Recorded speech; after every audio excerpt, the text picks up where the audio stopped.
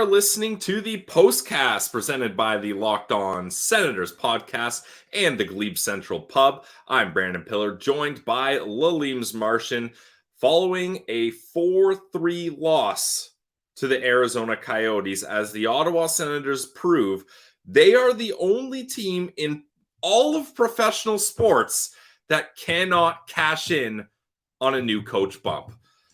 I'm joined with Piller Martian, and buddy, it seems like it's always us mopping up these terrible messes as maybe the fortunes were going to turn in this game. The Sens get up to a 3-0 lead and then allow 4 unanswered goals and ultimately squander this opportunity away. And now we're sitting here looking at a 5-game losing streak. Yeah, 5-game losing streak. That's tough to swallow right there. And Pilsy, they had what I thought was a really good first period in this one. They started off really nicely. They had a lot of energy, it looked like. The pucks were going in for them. Angus Cruikshank, first NHL goal. The vibes are high. And then that second period comes around and things start to fall asleep a little bit, I found. Halfway through that second period, I'm like, I can't even think of anything I want to talk about when it comes to this second period. There was nothing going on. And then, of course, Arizona gets a kind of late one in the period there. I think 5:50 left. And, they're still sitting in a good spot, but they just kind of do what they always do. And they took their foot off the gas. They started breaking down defensively. And Arizona comes all the way back down 3-0 and wins this one. 4 unanswered goals. I want to puke. And it's not because I'm just getting back from Vegas. Yeah, that might be part of it, though. But I mean, Martian, you look at Jacques Martin coming in here, and clearly, and rightfully so, one day is not enough for his defensive details to really take place, as this might have been one of the worst defensive games the Ottawa Senators have played all year, getting outshot 38-22 by the Arizona Coyotes. It was so easy for the Coyotes to get rebound opportunities. I don't know about you, but I found they were easily able to do cross-ice passes. Like Zucker had like 4 one-timers from a cross-ice pass. Corpi was able to save all those ones, luckily. But there was just a lot of tough looks for the Senators' decor here, eh? Yeah, and Korpisalo had to make a lot of really good saves, even in the first period. There was some good chances coming the other way from Arizona. And you said the cross-creep passes. I'm more looking at those loose pucks that come off that first shot. Korpisalo, he was making the first one a lot of the time, but then those second and third chances kept on popping out to the wrong guy. I know JBD was out there kind of looking around, puck watching a bit for, I think it was the second goal. And Chikrin obviously out there for 3 against 2. Those guys looked a little lost in their own end at times. Yeah, Martian, talk about second and third chances popping out to the wrong guy. Travis Hamonic is the last guy you want near the puck if that's in your end and you're trying to protect a lead. I mean, my God, I can't, that's one in the film room.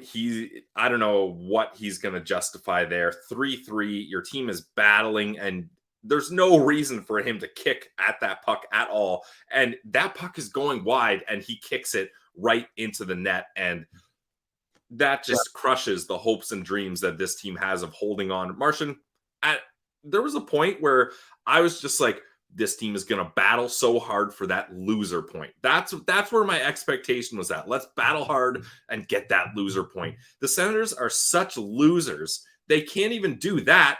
They score on their own net by kicking the puck in.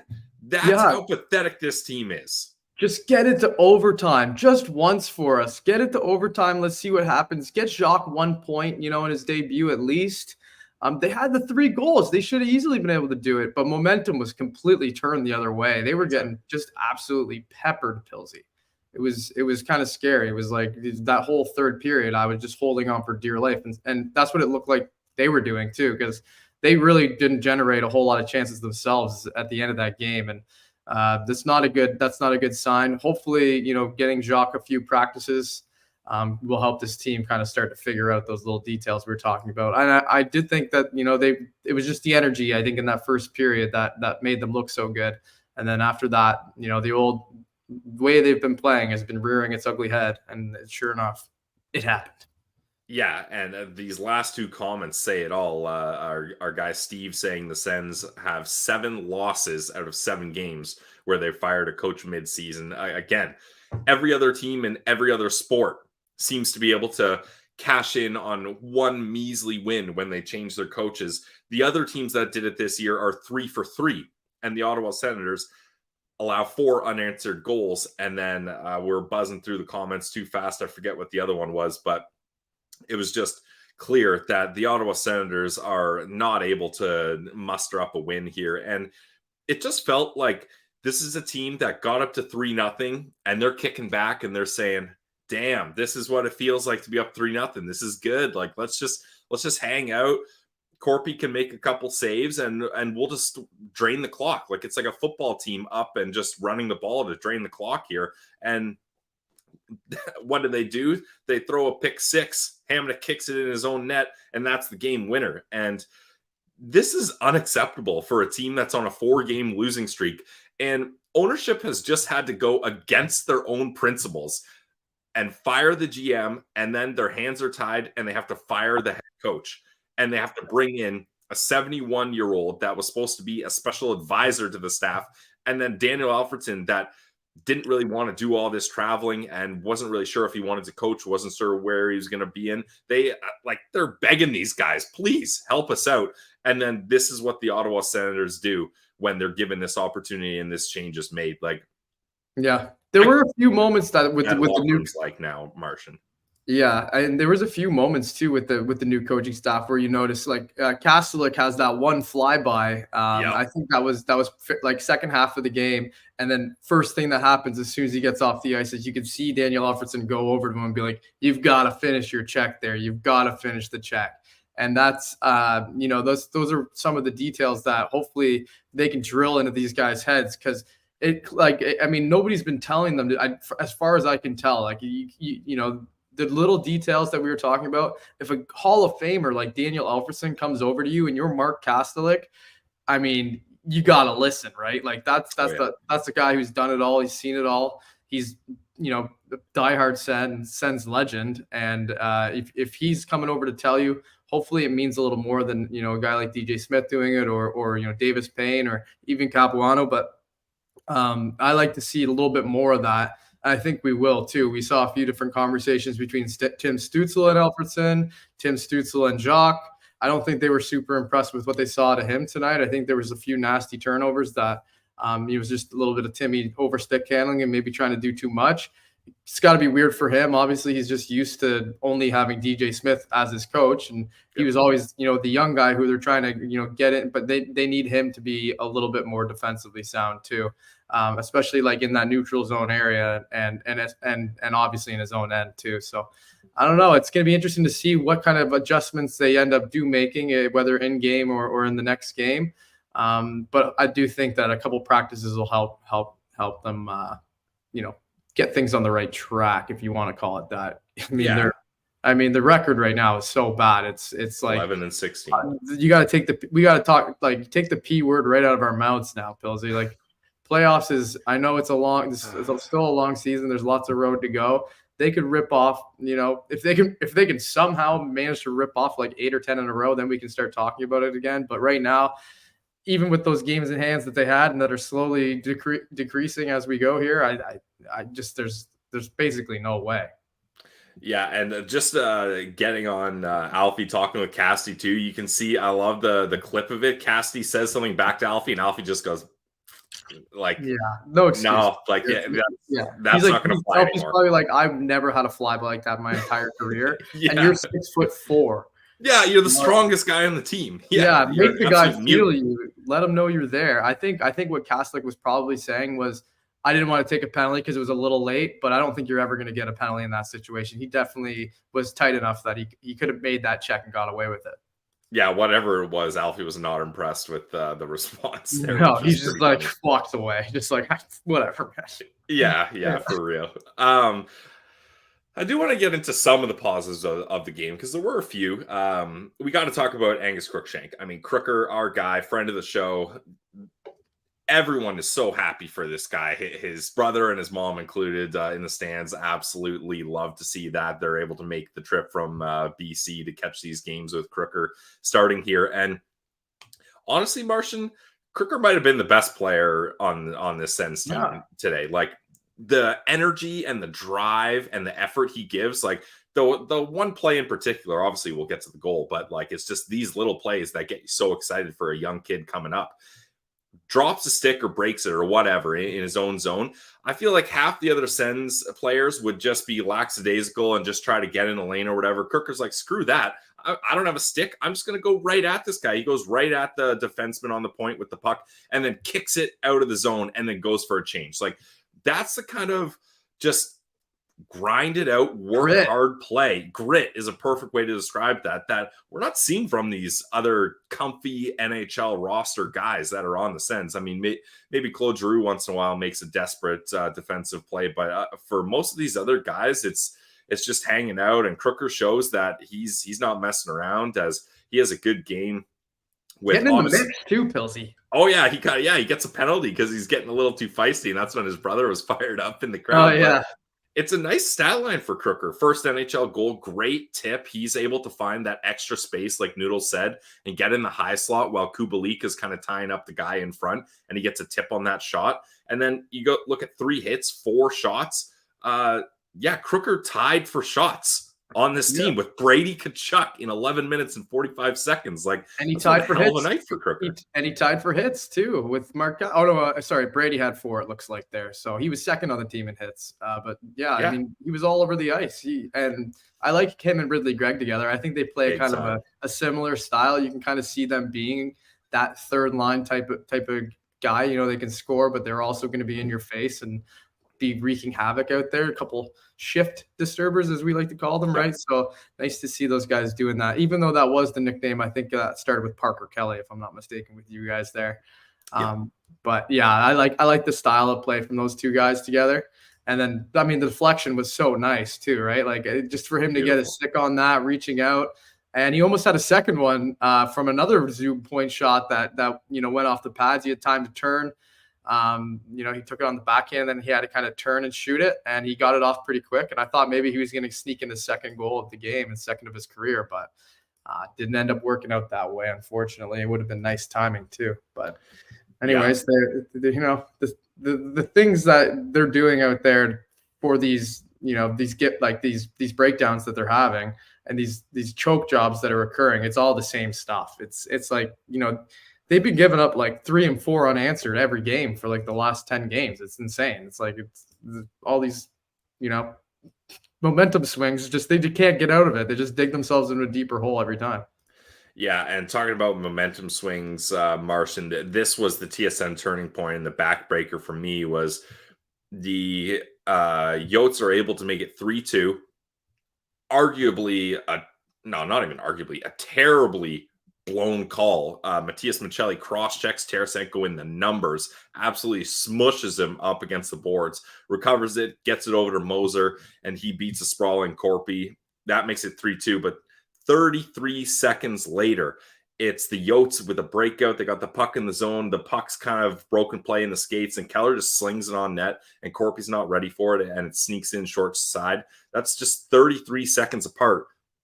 You go from having a 3-1 lead to a 3-3 tie. And hey, say what you want, make jokes about Mullet Arena and small seating and not a lot of people at the games, but that home crowd got into it, and you could hear and feel a visible change at that point. Was that when you kind of knew that, oh boy, the Sens going Sens here and they're going to fall apart?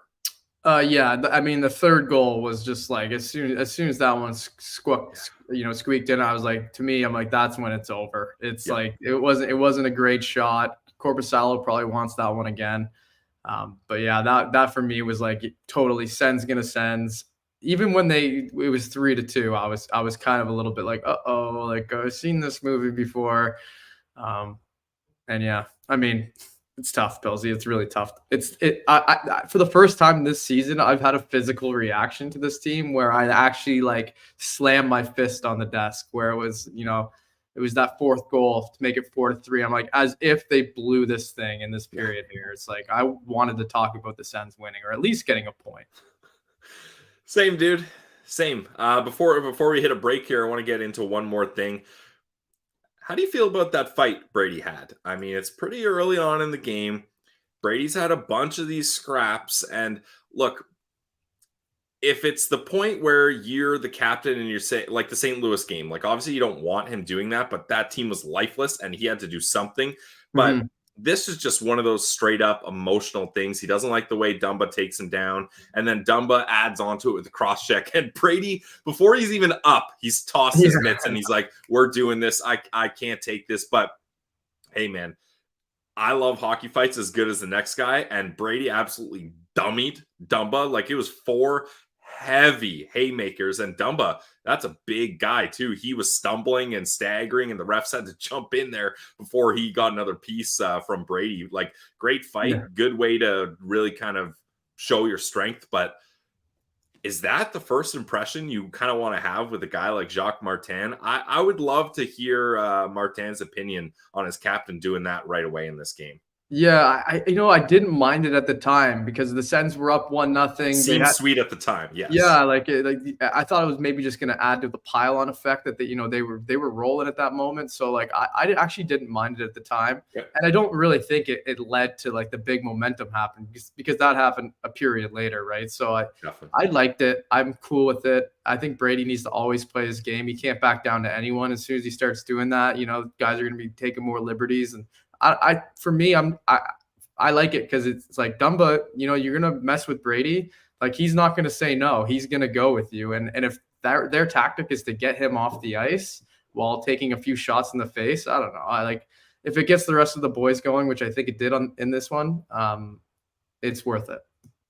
Yeah, I mean, I love watching Brady pummel guys for sure, and you got to stick up for yourself. It's just that was a curious move for me. That's your first impression with the new head coach is getting in a scrap like that, because we all know that's kind of been, I don't want to say Brady's kryptonite, but that's something where, as a guy making over 8 million, one of the top players on this team offensively, and the captain of this team, that's one where maybe you got to let your ego take a back shelf and skate back to the bench and maybe try to draw a penalty there rather than get in a fight. But way she goes, he's going to run hot. He's going to wear his heart on his sleeve. Yeah. You got to take the good with the bad there. So I'm definitely okay with that. Um, yeah, the Ottawa Senators, not the way they wanted to start under new head coach Jacques Martin, or should I say returning head coach Jacques Martin. And if there's one guy who loves to return to Ottawa, it's Jacques Martin. And if I'm someone that's returning to Ottawa, I know exactly where I'm heading to try to get some good vibes. It's the GCP. Vibes are free at the GCP, as Ross Levitan likes to say. And the Postcast is and will always be brought to you by the Glebe Central Pub, located in the heart of the Glebe. It's your neighborhood pub. Great food, great people, great drinks. We love the Glebe Central Pub because we're all Sens fans here. Me, Martian, producer Ross, all 347 of you, hopefully, are all Sens fans. And we want to find ways to stay engaged, get to the games. Well, the Glebe Central Pub took a look in the mirror and said, how are we going to get more people to the games? Let's provide a shuttle from the pub to and from the CTC. And let's make it affordable. Only $17 round trip. Sue, the bus driver, will get you there quickly, and she will get out of that parking lot and back to the pub for good vibes as quick as she can as well. That's why we love the Glebe Central Pub. Go to the website, check out all the dates where the shuttle is running, and you can experience an absolute blast. It's not just Sens too. They got the soccer going. They got speed dating. They got trivia night. They got live music. Whatever you're into, you can have a good time at the Glebe Central Pub. So visit them at 779 Bank Street. And let them know the Locked On Senators podcast sent you. We are also brought to you by our friends over at FanDuel, the official sportsbook partner of the Locked On Podcast Network. And right now, new customers in the U.S. can get $150 in bonus bets with any winning $5 moneyline bet. That's $150 if your team wins down in the States. If you're thinking about joining FanDuel, there's no better time to get in on the action. I love the app. It's simple, safe, secure, easy to use. You can bet on spreads, player props, over-unders, and more. And it's not just hockey, guys. Whatever you want to place some action on, a couple shekels, whether it's NFL football, basketball, college football, golf, F1, whatever you like, you can find it on FanDuel. So visit FanDuel.com/lockedon and get in on the action. FanDuel, official partner of the NFL. All right, Martian, here we are breaking down another loss by the Ottawa Senators. And this one I really didn't think was going to happen. I thought the new head coach bump was going to help out. I really thought that, Arizona, obviously a better team than a lot of people give them credit for. Hand up, I'll even admit that as well. But I thought this could be the recipe where the Ottawa Senators, they can out-talent this team, at least on paper, right? You got to look at this team and think you can beat him, especially no Sean Dursey. He's a big part of the Arizona Coyotes here. And what's been a trend lately is Ottawa Senators only facing the starting goalie for a few minutes to start this game. And that's one thing. I'll get your opinion on this, Martian, that I feel like the Ottawa Senators haven't had a good handle on is knowing when to change the goalie, when to yank a tendy that's not feeling it to keep your team in the game. I mean, Arizona, that's a masterclass of it. As soon as that third goal happens, no question, goalie out. What do you know? They come back and win it 4-3. Like, was that kind of a heavy impact for you, that goalie change after that third Sens goal? Or did you think the Sens were rolling and it wasn't going to matter?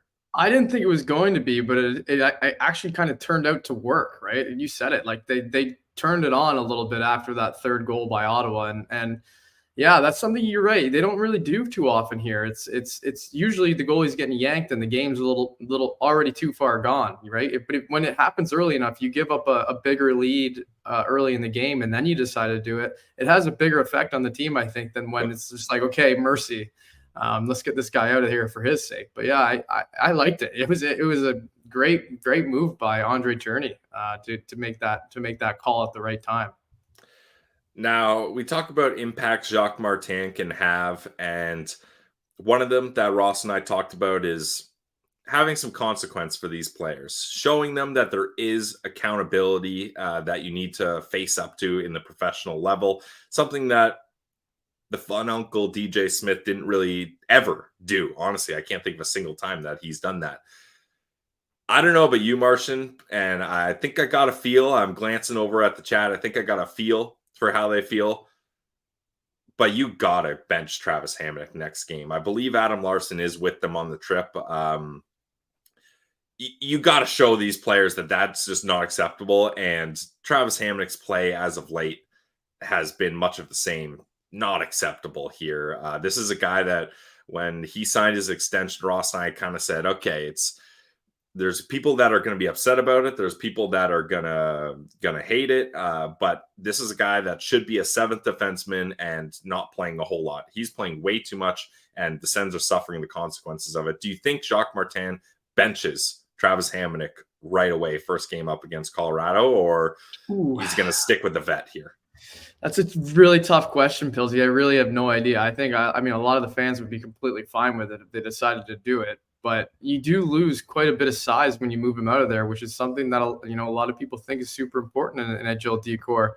So I can't. And the other problem is they really don't have great right-handers, right? So it's like, yeah.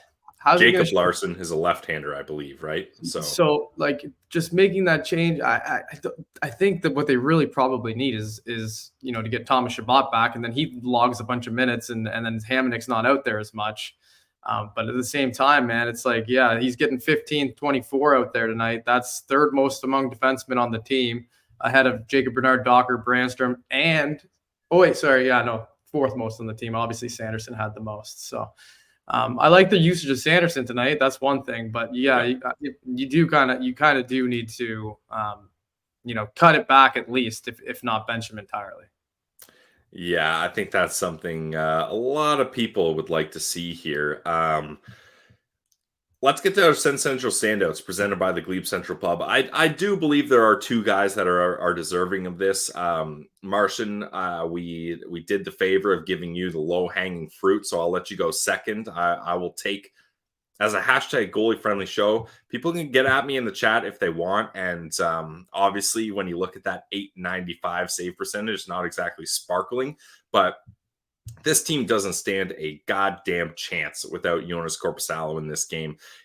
I've got in my notes him making at least 6 or 7 massive saves. He even had some momentum saves. Now I know you can look at it and be like, well, he had a momentum goal that should not have gone in. That third one 33 seconds after the second one, like I mentioned, that's a short side goal that you really can't let in. But this team's not even in a position where they're defending the lead and worried about it getting tied up. If it's not for Joonas Korpisalo here, like I mentioned, he had a couple great slide saves up against Jason Zucker. Clayton Keller had a nice opportunity. He had a big blocker save. I thought he looked dialed in. And look, if it's not for Hamonic kicking that puck in that was going wide and ultimately ending this game on the Sens, maybe the Sens do get that opportunity to go to overtime. And this is a team that has great skill 3-on-3, and maybe they put it away. And then heck, I even don't hate their opportunities in the shootout up against this Arizona Coyotes team. So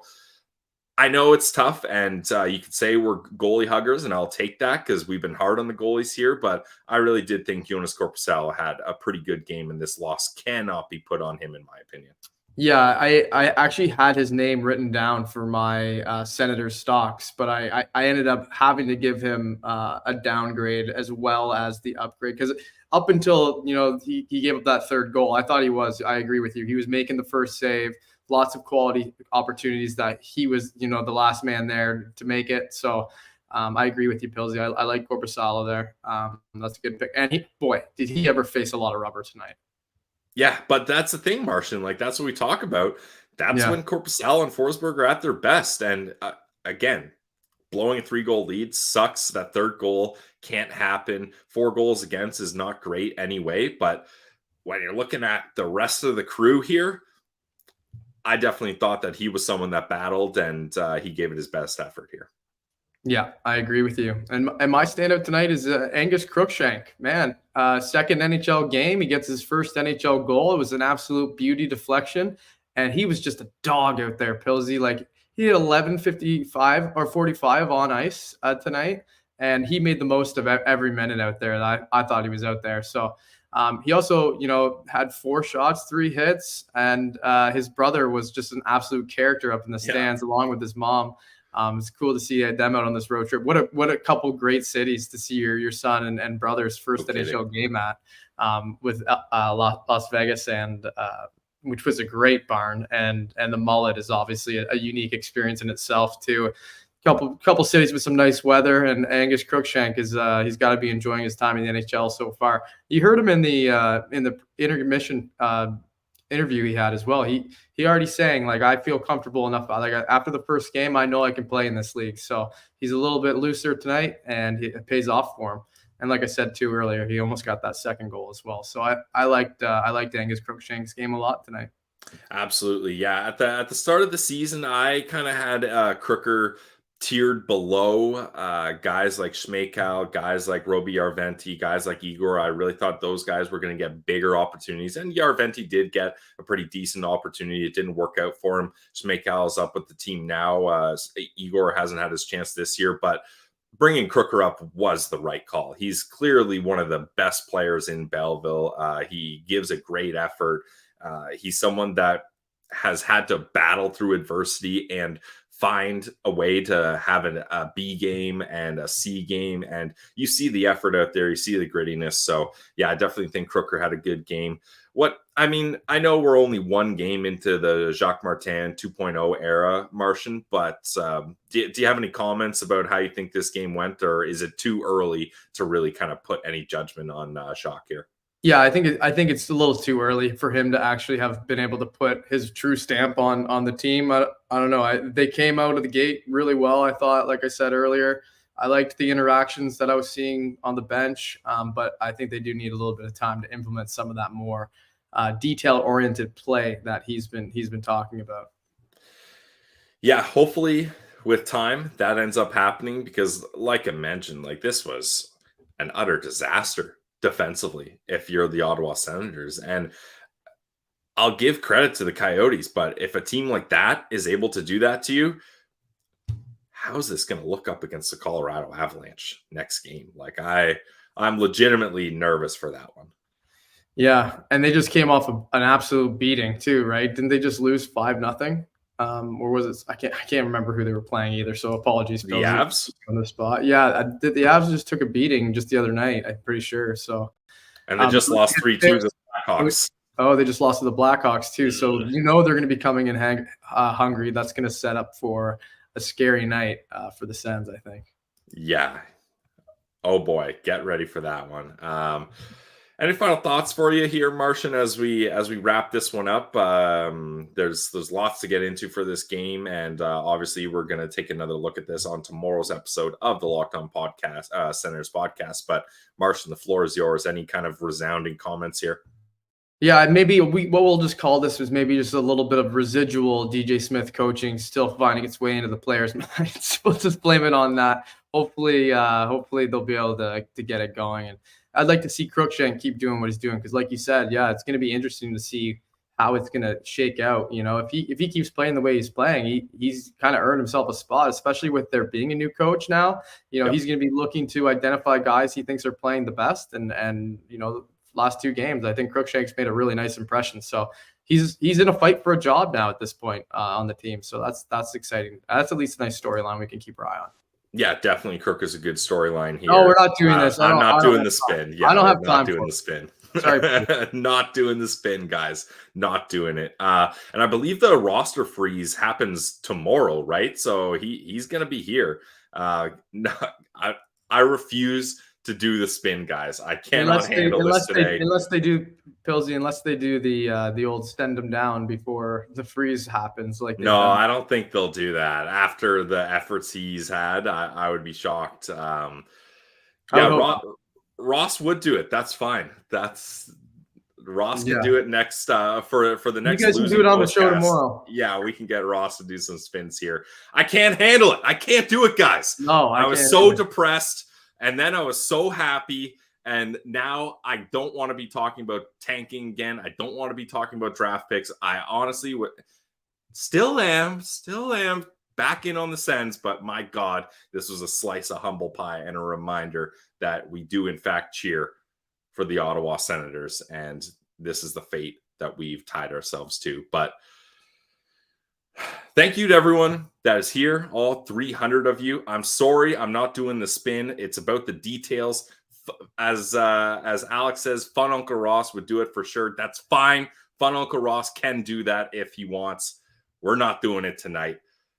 For myself, Brandon Piller, for the Leames Martian, thank you guys for joining us for another edition of the Postcast presented by the Locked On Senators podcast and, of course, the Glebe Central Pub. The Ottawa Senators lose 4-3 in the first game with Jacques Martin back behind the bench to the Arizona Coyotes. We will break down this game further on tomorrow's episode of the Locked On Senators podcast. You can find that wherever you get your podcasts, on Apple, Spotify, and, of course, on YouTube. Thank you guys for a great night in the Postcast, at least. Whether we vibe or we vented tonight. Thank you for venting with us, and we will see you tomorrow because you guys know it's the Locked On Senators podcast. Your team every day.